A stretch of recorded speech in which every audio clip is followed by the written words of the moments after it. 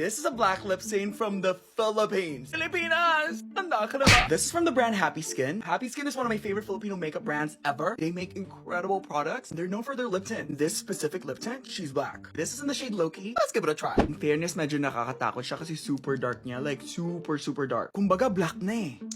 Ooh. Oh, I'm scared. Oh, hold on. Sandali!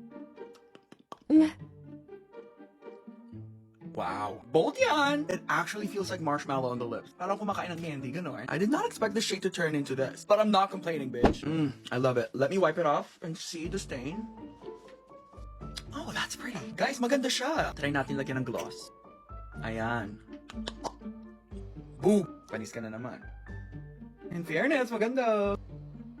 But ganun, no? Aminado talaga na GGSS ako. Kasi hindi ka nagaganda sa sarili mo, sinong magagandahan sa'yo? Tama, mali!